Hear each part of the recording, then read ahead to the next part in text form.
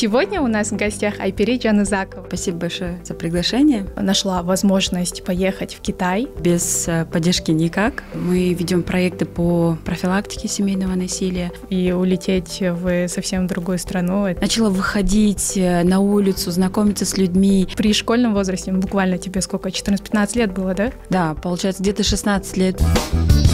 Когда мы говорим об успешных женщинах, мы часто видим образ известных политиков, известных предпринимательниц или же актрис. Но на самом деле успех — это не про громкие титулы. Это про пройденный жизненный путь, это про решения, которые были приняты, это про баланс всей экосистемы жизни человека.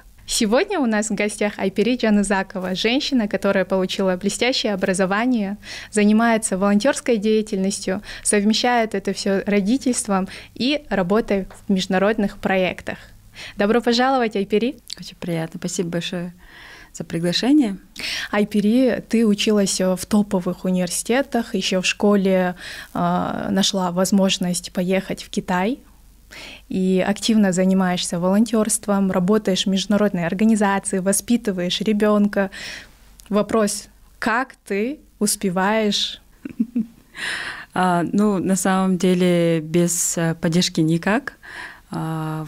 И на самом деле и родительство, и на работе, везде ищу своих именно людей, которые могут поддержать, помочь. Поэтому так и получается справляться.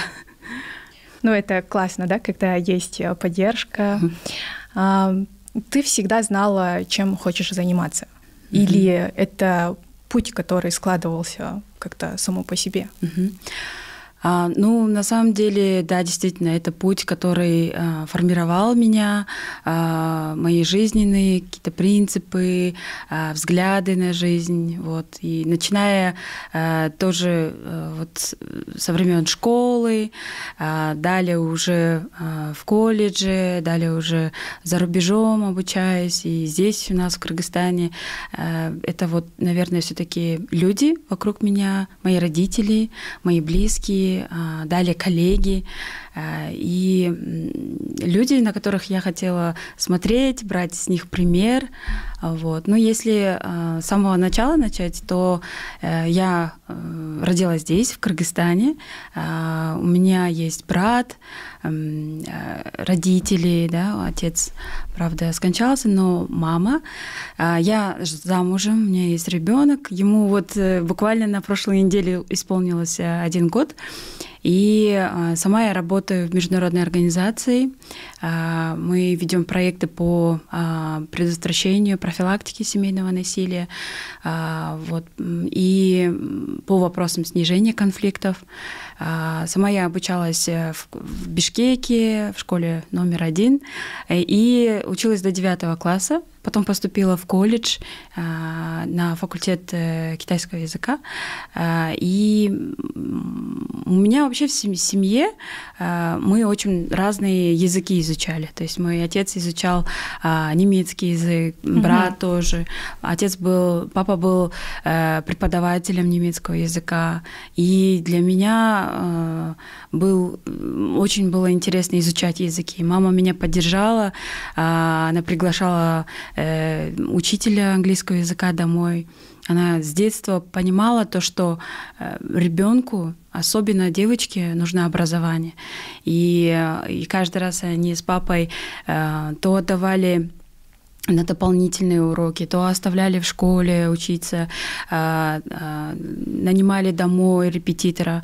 И я очень им благодарна, на самом деле, особенно моей маме, потому что она всегда говорила: для меня важно, чтобы у дочери и у сына было образование. Потому что она сама не смогла получить высшее образование, но по ряду причин, да, там в советское время. А мы получили. И это было таким большим достижением в нашей семье. И позже мама меня отправила именно с тетей в Китай, попробовать, посмотреть. Это было летом. Посмотреть вообще на людей, на что-то новое. И это было для меня таким вот вдохновляющим моментом в моей жизни, что потом я уже устроилась там обучаться, прошла языковые курсы и год обучалась. Если говорить об оценках, то у меня не всегда были хорошие высокие оценки в школе, но приехав в Китай, я поняла, насколько важно было быстро догонять своих сокурсников, потому что я приехала в ноябре, а учеба уже в сентябре началась. И вот с ноября месяца у меня буквально оставалось 2 месяца до конца года, надо было уже сдавать экзамены, а люди вокруг говорили уже на китайском языке, я их не понимала. И вот тогда я поняла свой максимум, когда я вот как-то вот разозлившись на ситуацию, потому что я никого не понимала, я взяла все в руки себе и начала просто зубрить каждый день. Китайский. Вечерами, да, китайский язык. Начала выходить на улицу, знакомиться с людьми.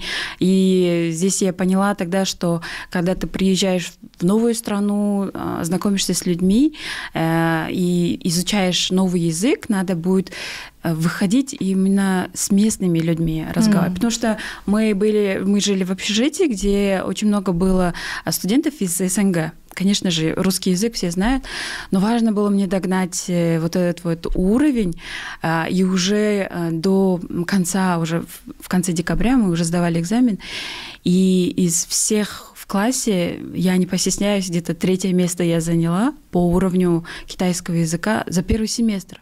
При том, что у тебя было намного меньше времени, да, всего ты лишь позже приехала, месяца, прилетела, да, и за это время смогла достигнуть такого уровня. Да, и мне кажется, вот тогда, наверное, я все-таки раскрыла свой максимум, что оказывается, можно, если постараться. Ну, это очень вдохновляюще на самом деле, да, потому что очень много, я в том числе, да, до сих пор изучаю английский язык, да, дохожу до какого-то уровня. Наверное, да, все-таки это про комфорт-зону, да, в первую очередь, да, про среду, да, все-таки нужно выходить из зоны комфорта, там, знакомиться с местными, попадать. И это здорово, что твоя мама практически открыла, даже не открыла, а включила, наверное, кнопку, да, которая там помогла тебе, не знаю, во-первых, захотеть выучить китайский язык, который считается одним из самых сложных, да? На самом деле, да. Да, и вообще поступить и улететь в совсем другую страну — это супер смело, я считаю. При школьном возрасте, буквально тебе сколько, 14-15 лет было, да? Да, получается, где-то 16 лет мне было, и как она доверилась. То есть мама, которая мне всегда, ну вот после 6, у меня строго было после 6, обязательно должна быть дома, всегда при звонке, то есть при телефоне и так далее. А тут взять и в Китай улететь. Мне кажется, это был для нее очень большой шаг, потому что я на самом деле поздний ребенок. Мама меня родила в 38 лет. Вот. Но все-таки, поехав туда, я, наверное, тогда стала более самостоятельной, брать ответственность за свои решения, брать ответственность за все буквально. То есть там и финансовая грамотность, как экономить, как распоряжаться временем. Это было, наверное, таким вот стартовым, началом в профессиональной жизни, что повлияло, и в личной жизни. Вот поэтому я вот очень благодарна. Сепарация прошла успешно. Успешно, да. Да. Было ли страшно оказаться в чужой стране, учитывая, что мама, родители, да, в целом тебя очень поняли, ребенок, опекали, да, и насколько легко или сложно проходила адаптация? Адаптация на самом деле проходила очень безболезненно, на самом деле, потому что я понимала, какую огромную ответственность на меня родители возложили, и хотелось оправдать их надежду. Ну и самой себе я именно такую планку поставила о том, что я сюда неспроста приехала, мне важно выучить язык, мне важно понять для себя вообще обучение за рубежом. Вот. Но очень интересно, в Китае, я-то обучалась в Урумчи, и там я познакомилась с бабушкой, она этническая кыргызка, и она мне очень-очень помогала. Она буквально была моей второй мамой, на самом деле, там, и очень эрудированная женщина, и такая была колоссальная поддержка со стороны нее, поэтому с ее стороны. И для меня она осталась вот тем вот путеводной звездой, наверное, да, которая помогла пережить весь год сепарации от родителей. Ну и такой вот моральной поддержкой она была. И, кстати, я очень мечтаю обратно вернуться, съездить к ней, погостить у нее. Вот. Поэтому, да. Ну, это здорово, да, воспоминания. Я надеюсь, в будущем ты уже со своим ребенком, да, семьей поедете и встретитесь, и все-таки очень классно, что женщина, да, как вообще, находясь вдалеке, ты находишь женщину, которая поддерживает, направляет, возможно, да, и дает вот эту любовь, наверное, все-таки материнская любовь, она же очень важна, и даже находясь вдалеке, скорее всего, дети это чувствуют, да. И, возможно, через эту женщину эта любовь тоже, да, передавалась. Да. И вот чтобы ты уже, как бы, находясь вот в таком, не в глубоком, в молодом возрасте, но при этом уже... Пока в молодом. Окончившая школу, и исходя из этого опыта, что бы ты посоветовала подросткам, да, девочкам, мальчикам, которые там хотят тоже поступить за рубеж еще в школьном возрасте, как не бояться пробовать и куда пойти, и как эта программа на самом деле называлась, есть ли она сейчас? Да. Ну, это был частный университет, это Синдзянь Фондация называется. В принципе, есть очень, очень большое, огромное количество университетов и в Китае, и в других странах, да, где студенты, подростки, вот абитуриенты, да, уже могут рассматривать и уже сейчас. И если бы я была бы, скажем, в том возрасте, я бы себе, наверное, посоветовала больше изучать языков, больше разных, да, то есть это китайский, английский, ну, не ограничиваться, и уже понимать, хотя бы посмотреть профили этих университетов, да, то есть понять, что мне больше нравится, задавать эти себе вопросы, а кем я хочу стать, какие мне предметы интересны, есть и дать себе время. Мне кажется, не стоит в попыхах, вот по той программе, которую нам прописали, да, возможно, после школы обязательно там университет и так далее. Если у меня есть такая возможность дать себе время, если у меня есть дополнительные свои там хобби и так далее, возможно, любовь к изучению иностранных языков, то дать себе больше времени. Не тратить спроста на какие-то бессмысленные вещи, да, например, а больше именно сконцентрироваться на том, что я хочу, какие мне предметы интересные, какие мне вообще направления в жизни интересны. Да? Сейчас очень много развивается технология, да? То есть нельзя сказать, что мы ограничены сейчас, в ограниченном времени живем. Сейчас намного больше возможностей есть, намного больше информации доступно, нежели, можно сказать, в наше время. Я уже говорю, как наши родители. Да, как она есть. Абсолютно с тобой согласна. Да. Здесь, наверное, вопрос про приоритеты, да, как ты ставишь свои приоритеты, ну а возможности, на самом деле, возможностей очень много. Да. Открой интернет и погугли, да? Да. Или воспользуйся помощью ChatGPT, да? Или любого AI, да, который может построить тебе успешную как минимум дать перечень, да, образовательных программ. Да. А ты занимаешься, кроме того, что ты обучалась, проходила вот международную школу, изучала языки и так далее, ты занималась активно волонтерской деятельностью еще со школьных лет, насколько я знаю, да? Да. И, ну, волонтерская деятельность, можно сказать, по всей стране. Да, у нас в Кыргызстане есть, но при этом это не так популярно, да? Это, конечно же, требует времени, энергии и в целом человеческих ресурсов, да? И как ты пришла к волонтерской деятельности? Ну, волонтерство, наверное, началось уже, когда я после школы поступила в колледж, и тогда мы очень часто начали, именно стали активизироваться, там университетские кружки и так далее. Я познакомилась с молодыми людьми, которые горели просто желанием помогать, ездить в детские дома, и тогда я для себя открыла именно такую черту, что я люблю людей слушать.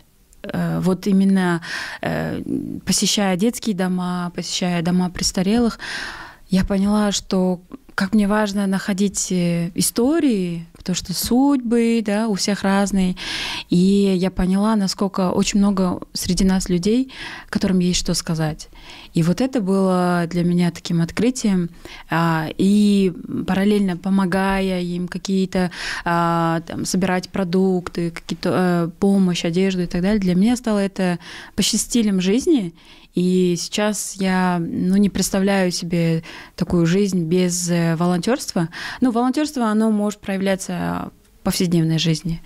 Ты проезжаешь мимо, ты видишь, кто-то нуждается в чем-то, ты, не знаю, на какой-то встрече, и есть люди, которым есть возможность помочь, да, то есть это стало стилем жизни, и очень мне лестно, потому что у нас в Кыргызстане оно сейчас растет, очень много людей начали вовлекаться в волонтерство, и даже вот видя молодых людей, школьников, школьниц, как они выходят там на улицу, делают какие-то аутрич кампании, да, то есть говорят о климате, говорят о равноправии, о профилактике домашнего насилия. И очень здорово, что учителя помогают, что профессоры там, в университетах поддерживают, да, потому что инициатива молодежи, она такая яркая, такая вот, неспроста говорят, как юный максимализм, да, проявляется. И вот как раз-таки в молодежном, таком в молодом возрасте активизируется, вот гражданский активизм начинается именно вот в этом возрасте, я считаю. Во всяком случае, в моей жизни так проявилось. Вот. И я начинала с тоже организации по климату, мы ходили по улице, говорили, почему важно там, бросать мусор в урну, там, сжимать пластик, потому что он большое количество пространства занимает в урне. То есть вот такие вот вещи мы делали. И сейчас я вспоминаю с такой вот улыбкой, потому что это тоже повлияло на мою там, гражданскую позицию, да, вот как я вижу, как я воспринимаю мир. Вот. И мне кажется, вот с маленькими шажочками это все формирует личность. Здорово, что волонтерская деятельность — это уже как часть не только твоей, а жизни вашей семьи в целом, как я знаю, да, и буквально месяца 2 назад, да, мы также встречались на одном из таких ивентов, и мы помогали женщинам и семьям, да, которые находятся в трудной жизненной ситуации. И я увидела тебя, мужа, ребенка, да, которому тогда, наверное, ты сказала буквально недавно годик, да, тогда еще годика не было. И такая картина, да, передо мной была, то, что ты звала своих племянниц, они школьницы, я так поняла, где-то 6-й, там, 7-й классы, да, и вовлекала их в это дело в том числе. И это было для меня настолько ценно, Знаешь, на самом деле то, что вы, да, с детства девочек, независимо девочек или мальчиков, вообще детей, да, вовлекать в этот процесс. То, что они уже с детских времен, со школьных лет, да, понимают важность того, что нужно делать добро, нужно помогать. И как на самом деле... Вот твое мнение, да, почему важно вовлекать детей, и планируешь ли ты своего маленького тоже в дальнейшем привлекать и в волонтерскую или же там какие-либо социальные инициативы? Да, действительно, мы с мужем часто участвуем в волонтерских движениях, вообще компаниях, и наши с ним отношения развивались как раз-таки вместе волонтере, да, и мы очень часто приглашаем. У меня есть племянницы, как я говорила, у меня есть старший брат, у него есть 2 дочери, и с разрешения их родителей, моего брата, его жены, я приглашаю своих племянниц на наши выезды, на наши посещения социальных учреждений. Вот. И мне так интересно, как сами девочки, да, мои племянницы, они знакомятся с людьми, общаются, помогают, раздают подарки. То есть уже с детства они понимают важность быть частью общества, быть полезными и понимать, что есть разные ситуации в жизни. Мне кажется, это им в будущем очень поможет. Вот. И я действительно очень рада такой возможности их приглашать, звать. Мне кажется, это очень важно с точки зрения формирования личности, каких-то принципов жизни, позиций, взглядов на жизнь. Очень важно не жить в своем шарике, да, там, в розовых очках. И, например, очень часто я вижу детей, которые вот кроме 4 стен, они не выходят, не общаются с людьми. То есть не как раньше, как мы могли себе этого позволить. А таким образом, выходя в люди, общаясь с людьми, которым, может быть, не так повезло, как мне, например, да, я могу как-то по-другому смотреть на этот мир. Мне кажется, чувствовать нужды других людей — это тоже очень важно. Вот. И, как я уже говорю, человек снимает очки. Человек понимает, что вау, вот такое бывает в жизни. Есть даже люди, которым я могу быть полезен. Какие проекты и инициативы ты бы посоветовала нашим слушателям, слушательницам, да, которые тоже, возможно, с сегодняшнего дня, да, или с завтрашнего дня хотят начать заниматься волонтерством? Есть очень много организаций, где требуются волонтеры, где даже обучают, там есть недельные курсы волонтерства, есть красный полумесяц, да, где очень активно тоже набирают волонтеров. Есть очень много людей, которым мы очень полезны. Мы, например, посмотреть наших соседей. Возможно, среди нас живут бабушки или дедушки, которые одиноки, которым действительно не хватает. И вот начать с этого, начать слышать и слушать людей вокруг, спрашивать, там, какая помощь нужна, может быть, приехать убраться, может быть, я не знаю, приготовить что-то, да, то есть для молодежи есть очень много кружков, например, в школе, возможно, не знаю, если старшие классы, возможно, организовать какие-то собрания или встречи познавательные для младших классов, да, то есть очень много, если подключить здесь креативность, то очень много есть возможностей быть полезными в обществе. Вот. Да, на самом деле не нужно искать конкретную определенную организацию, да, исходя из твоего ответа, а можно просто выйти на улицу, посмотреть, оглянуться, и, возможно, кому-то требуется помощь. И ты уже можешь начать, да? Делать что-либо. Окей, классно. Включаем креативное мышление, да? Да, креативность всегда помогает. Так интересно то, что именно волонтерство познакомило тебя с твоим супругом, да, и как ты сказала, то, что буквально там на прошлой, позапрошлой неделе вашему малышу исполнился год, но я знаю, что вы давно уже женаты, да, 10 лет брака. 10 и лет. только Вау. потом осознанное решение стать родителями. Как так? Мы уже 10 лет женаты, у нас семья, и мы шли к родительству, можно сказать, не сразу. Где-то через 5 лет мы уже начали думать, так, нам нужно уже переходить на второй этап родительства. И когда мы уже начали готовиться, проверять свое здоровье, мы никак не могли иметь ребенка на протяжении около, скажем, 4 лет почти. Вот. И это был очень долгий такой болезненный процесс. И я старалась не брать это за счет себя или там за счет супруга, а понимала, что должно время прийти. Но я очень благодарна своим родителям и родителям супруга, и моим, что никак не давили, понимали, что, возможно, это какая-то болезненная тема, и они как-то пытались обходить стороной. Вот, и всегда говорили так, вы, если не хотите, отдыхайте и так далее.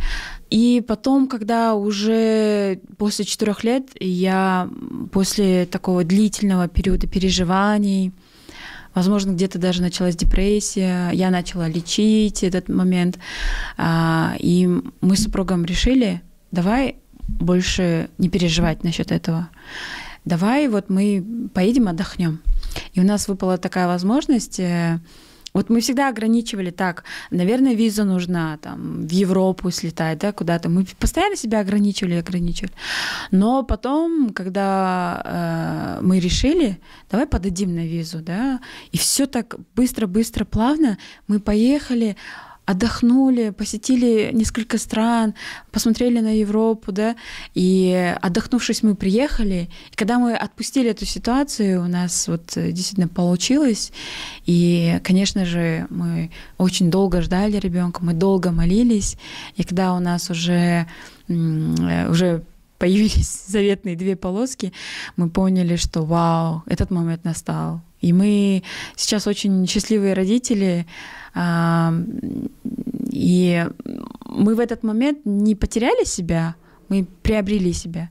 Мы приобрели роль мамы, я, во всяком случае, мой муж, как отец стал. И это такой хороший, очень интересный статус и период нашей жизни. Я очень счастлива. Да, действительно, хочется отметить о том, что классно иметь поддержку близких. Да. Это очень важно, да, для женщины, для мужчины, вообще для молодой семьи, да, потому что обстоятельства могут быть разными. Да. Это могут быть вопросы здоровья, это могут быть вопросы финансов, да, потому что, родить ребенка это одно дело, а дальше нужно и дальше нужно заниматься воспитанием и так далее, и так далее. Это тоже как бы вопрос, да, денег, скорее всего. Мне очень понравилась твоя фраза о том, что вы не потеряли себя в родительстве. Наоборот, вы приобрели, да? Да. И это, наверное, про осознанное родительство, да, о том, что есть понимание, осознание того, что здесь и сейчас, да, я теперь мама, да, ты потому папа. Что ты папа, да. И что вы родители. И в твоей семье муж участвует 100%. Насколько я знаю, он может тебя заменить, например, если у тебя ожидаются какие-то рабочие поездки, и при том, что вы находились на ГВ, да? Да. Ну, как бы это даже не преграда для того, чтобы строить карьеру, да? Да. В итоге получается. На самом деле, да. Вот та часть креативности, да, о которой я говорила ранее, она проявляется везде, вот и в родительстве, и в работе, и так далее. И мы с мужем пытались искать разные моменты, чтобы ребенок не пострадал, чтобы он, ну, так как мы хотим продолжить грудное вскармливание, да, вот сейчас ему год, я еще хочу продолжить, и мы пытались искать разные способы, отпрашивались там и так далее, разговаривали с нашими работодателями о том, что вот у нас такая-то ситуация, и вы знаете, везде находились выходы, то есть нету такой вот ситуации, по крайней мере, не было такой ситуации в жизни, где было очень сложно, ой, вот я не могу и так далее. Я никоим образом не хочу сказать о том, что там, ну вот есть разные, да, не версии. Обесцениваем, да, чьи-либо ситуации, да? Да, вот не хотелось, вот я конкретно говорю твою, да, ситуацию. Про свою ситуацию. Я вышла на работу в 2 месяца, когда ребенку было, и мы с моим работодателем договорились о том, что 2 дня в неделю я в офисе работаю, да, есть законодательство, которое должно поддерживать, да, женщин. Например, это если женщина выходит уже в офис, у нее есть некоторое время уходить на кормление, да, ребенка, вот, и можно как-то договариваться. Вот. В моей ситуации мне повезло то, что более-менее понимающее руководство и поддерживающее, и вот в 2 месяца я уже вышла, 3 дня в неделю я в офисе из дома работала онлайн, и мне очень помогала моя кайнене. Вот я никогда не была настолько с ней близка, как после рождения ребенка. Я настолько ей доверилась, она мне доверилась. Хоть она и мама, да, нам вырастила ребенка, да, мужа моего, но все равно забывается, оказывается, весь этот процесс. И вот когда мы договорились и с мужем, он тоже стал брать онлайн работу, мы начали понимать, что мой супруг такой же родитель, как и я. Супруг мой такой же равноправный родитель. Мы вместе решали иметь этого ребенка, да, например. То есть это не возлагать все бремя на маму. Я понимаю, да, есть очень много исследований, которые говорят о том, что первые дни очень важно ребенку быть с мамой и так далее. Все это прекрасно понимаю. Но есть разные ситуации в жизни, есть разные финансовые возможности. Я не буду скрывать о том, что мне нужно было выходить на работу, мой муж поддержал, мои мамы поддержали, да, и я поняла, что я смогу совмещать и материнство, и менеджерить проекты, потому что проект мне очень нравился, мне помогали люди, да, и очень важно, я поняла для себя, иметь поддержку как молодая мама, поддержку со стороны работодателей, поддержку со стороны домашних. И вот если вот во всем этом была определенная поддержка, я, мне кажется, справилась с этой задачей, и мне самой было интересно. Было сложно, и я не буду говорить о том, что это было, романтизировать не буду, это было очень сложно, потому что мне приходилось во время созвонов, поскорее завершать созвоны, уходить, сцеживать молоко, хранить это в холодильнике, потом это все в специальных сумках возить домой или же отправлять, когда мое молоко заканчивалось. Это все замораживать. То есть это все такие вот детали, о которых многие люди не знают, но это все за дверью, так сказать, да? За красивой картиной, да? Да. За успешной молодой маме, да? Да. Это вот картина. Образ, да. Уходит она. И вот здесь вот у меня коллега раньше была, она тоже кормящая была мама. И мне всегда было интересно, как она вот с молоком. А потом, когда я у нее тоже узнавала, как это все происходит. И потом, когда получалось, уже я понимала, оказывается, вот как оно работает. Можно замещать, можно разные роли. И еще момент был, когда мой ребенок, там вирусная какая-то инфекция была, и мы попали в больницу. В это время попала в больницу моя мама тоже. И мне приходилось разделяться между 2 больницами. И тогда я сказала: так, муж, бери ситуацию тоже в свои руки и заменяй меня сыном. И вот в инфекционке, когда мы лежали, он был единственный папа за вот то время, все в основном мамы, и он единственный отец с ребенком сидел, ему было тогда 6 месяцев, и нормально я сцеживала, подруга моя возила ему молоко, сына покормить, и тогда, оказывается, многие женщины сказали мне, ну, потом, когда моя смена пришла, они мне говорят: вот посмотри, как тебе повезло, ты должна быть очень рада, что тебе повезло, и такой мужчина тебе попался. Я так чуть-чуть подумала, как мне повезло, это же мы вместе рожали этого ребенка, и он такой же родитель, как и я. То есть понимание того, вовлеченный родитель, ну, мне кажется, это априори должно быть. То есть мужчина, он, желая ребенка, он уже должен понимать, что они вместе рожают этого ребенка. Это ответственность двоих. И в этом случае, мне кажется, даже не кажется, а я знаю, что мой супруг, он знал, на что он шел, когда хотел стать родителем, и он очень хорошо с этим справляется. Ну, это здорово на самом деле, да, это, скорее всего, говорит о том, что у вас есть определенные ценности, да, есть принципы именно вашей семьи, и очень здорово, когда вот эти принципы, ценности переходят, личной жизни переходят в работу, в проекты, которые вы реализуете, да, и есть проект, о котором я хочу подробнее узнать. Называется «Жить в достоинстве». Расскажи нам про этот проект. В International Alert мы реализовали проект «Жизнь в достоинстве». Это работа со всей семьей. Там и расширенные семьи, как родители, супруга и сама молодая пара. И нам важно было обучить именно социальную часть по гендерной проблематике, о проблеме насилия в семье, о геронтологических изменениях, о нуждах беременных женщин, то есть вопросы здоровья мы также охватили. И по части роли каждого члена семьи и их нужд. Почему возникают конфликты в семьях, да и вообще есть позиции, интересы и нужды.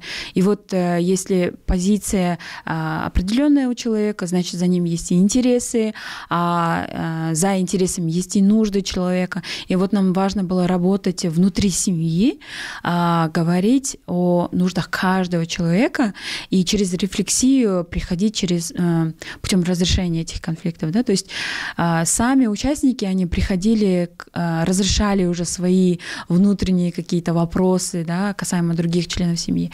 И вот нам важно было работать с этой семьей и дальше переходить в экономическую часть. В экономической части у нас были вопросы финансовой грамотности, вопросы распределения бюджетов. Очень много конфликтов возникает, когда экономический вопрос встает, да, потому что есть зависимость экономическая, да, вот, и нам важно было далее выводить какие-то навыки невесток, чтобы они могли далее открывать доходоприносящую деятельность, быть экономически независимыми, расширить права свои, да, вот в этом плане.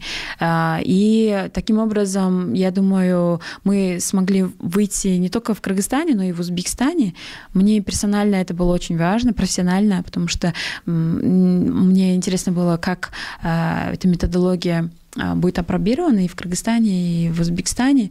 Это была такая командная работа, все были вовлечены, и я думаю, с коллегами мы смогли достичь определенных результатов.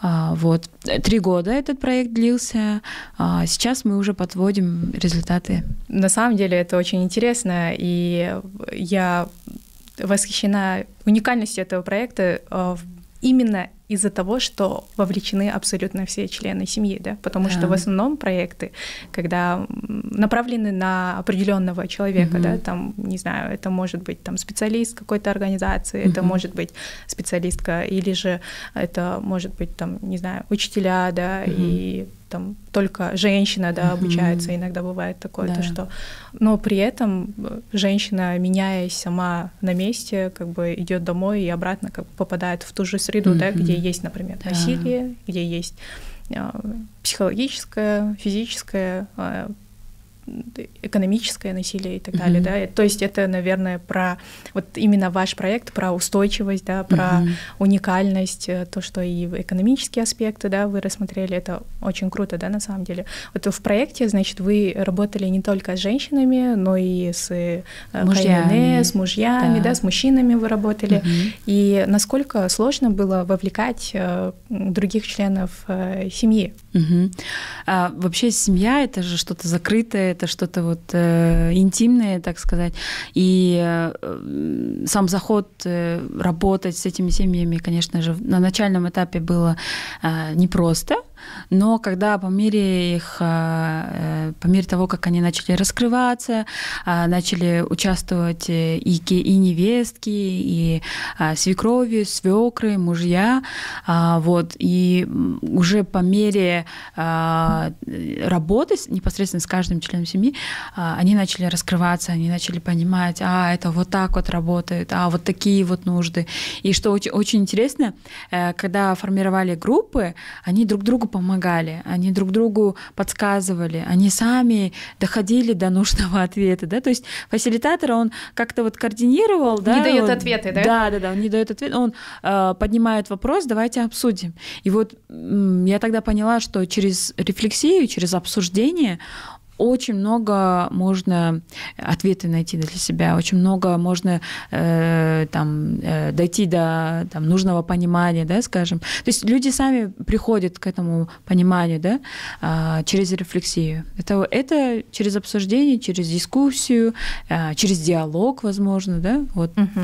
А вот можешь ли ты поделиться какой-то историей, которая особенно запомнился тебе? В рамках проекта? Да. Была одна тоже семья очень интересная.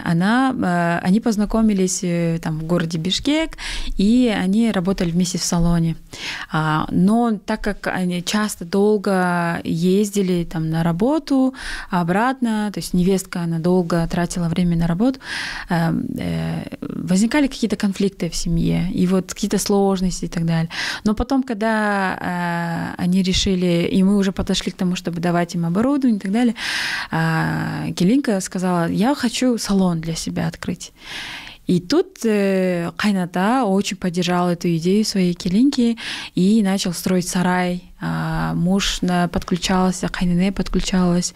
И в итоге они открыли такой вот мини-салон, где Келинка, она администратор, да, то есть она администраторша, к ней подходит, решает вопрос, она уже нанимает других специалистов, она постоянно обучается, какие-то навыки. Сейчас и у нее вот этот вот драйв, мотивация у нее появилась, и она начала, так, в следующий раз я должна там курсы визажа, курсы там маникюра и так далее. Ее муж приходит, тоже стрижет, да, вместе, помогает ей после своей основной работы. И там Кайната смотрит за ее детьми, там Кайнане готовит кушать. То есть Келинка, она вот настолько, там, у нее домашнее хозяйство, все распределили, она делегировала все, она сама отвечает за бюджет, за финансы, за там, найм сотрудников и так далее, то есть налоговые вопросы, да, то есть все. И я когда с ней встретилась, поговорила, это вот та мотивация, та поддержка, та вера, которую она в себя получает, да, и мне кажется, это то, что обычный человек тоже нуждается, это в поддержке, не знаю, оценить, увидеть таланты, увидеть навыки и сказать, ты можешь? И вот когда Кайната и Кайнане ей вот это сказали, да, ты сможешь, у нее все действительно пошло. Ну, здесь про командную работу, это да, на самом деле? Это командная работа, действительно. Это про поддержку, да? Да. То есть нам важно было понимать то, что еще дополнительные какие-то обязательства помимо работы на ее шею не легло, а когда уже мы поняли, начали говорить, у нее дома все так вот распределилось. И вообще мы тоже недавно делали исследование, то, что на домашний труд женщина тратит огромное количество времени. И если сопоставить с обычным именно наймом, да, вопросом там найм, то порядка свыше 50 тысяч сомов женщина могла бы получить за свой домашний труд. Потому что мы бы могли... Но на самом деле это неоплачиваемый труд. Но это неоплачиваемый. Вот в этом-то и суть, что домашний труд, он неоплачиваемый. Но если бы за это платили, как минимум 50 тысяч сомов в месяц. То есть это такое вот исследование делали, и я буду рада поделиться тоже, свыше 50 тысяч сомов. И это не оплачивается. И вот благодаря вот этим тренингам мы прям делали расчет. Сами мужья сидели, делали расчет. И они потом в конце за голову хватались. Наши жены, наши матери, да, наши столько делают домашней неоплачиваемой работы. Вот.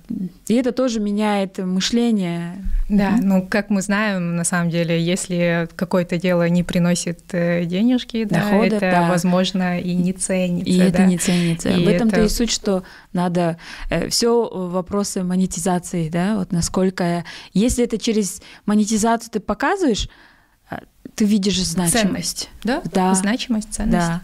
Я очень рада, что этот проект успешно реализовывался, и мы действительно видим классные результаты не только в Кыргызстане, как ты отметила, и в Узбекистане этот проект успешно, да, был реализован. Насколько я читала, в Таджикистане тоже, да, этот проект был реализован, и есть даже данные о том, что по итогам реализации этого проекта на 30% уменьшилось насилие в семьях, да, насколько я правильно говорю? 55% там 55%. Делали исследования. Да. Вау, это на самом деле очень много, да?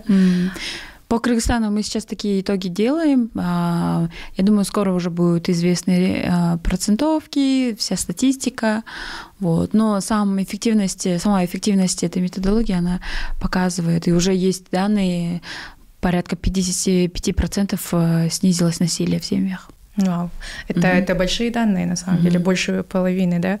Если, возможно, кто знает дальше, если этот проект будет реализовываться, возможно, 100% искоренение насилия мы бы хотели этого, да, в семьях. И на самом деле, Айпери, вот ты работаешь с людьми, да, ты ведешь родительство, ты жена, ты мама, ты специалистка, экспертка, волонтерка, и много-много-много разных сфер твоей жизни реализуется. Как ты всегда поддерживаешь вот эту полноту энергии? Откуда ты черпаешь вдохновение? Мне очень вопрос понравился в том плане, что какие вообще принципы, да? Принципы есть — это помогать тем, кому нужна помощь, сдерживать свое слово и никогда не сдаваться. Вот эти вот, наверное, вещи, которые как-то вот тянут, двигают тебя вперед, да? Да, двигают меня вперед. И само представление о том, какой я бы могла бы быть лучшей версией себя каждый день. Конечно же, это вера в Бога, это любовь к людям, эмпатия и всегда быть на позитиве. Мне кажется, вот эта позитивная сторона, то, что движет нас. Очень много всякого вот этого там негативного, да, сейчас очень много возникает там на каждом шагу буквально. Но ты когда начинаешь верить в все, что в лучшее, и стараться привносить что-то лучшее в жизни, в своей жизни, в семье и в окружении своем, это меня держит как-то вот на плаву. Поэтому, да, это мне помогает. Спасибо, Айпери, что поделилась ценностями, да, и вещами, которые вдохновляют тебя. И надеюсь, что каждый человек тоже может найти что-то свое в твоих словах. И у нас блиц-опрос. Кымыз или чай? Кымыз. Если бы ты могла оказаться в любом месте мира прямо сейчас, куда бы ты поехала? Вау, наверное, Флоренция. О, Флоренция. Просто я тоже хочу. Сова или жаворонок? Сова. Самое необычное место, где тебе приходилось работать? Так, это Ты рассказывала про казино? Да. Наверное, казино, которое было в гостинице, где мы проводили тренинг. То есть другого места больше не было в городе Ош. В Ош-Нуру, кстати. Уточнение, да? Ты не в казино работала, ты... Бывшее казино, которое было в гостинице, и нам нужно было для большого количества людей проводить тренинг. И пришлось там проводить. Интересно. А что ты скажешь себе в стрессовой ситуации? Фраза. Так, вот, наверное, сделай вдох, глубокий вдох и выдох, и уйди в другую комнату. Да, передохни. Сделай вдох, да? Сделай вдох и возвращайся. Книга, которую ты рекомендуешь в обязательном порядке прочесть? 7 навыков высокоэффективных людей. Эта книга у меня есть, я никак не могу дочитать.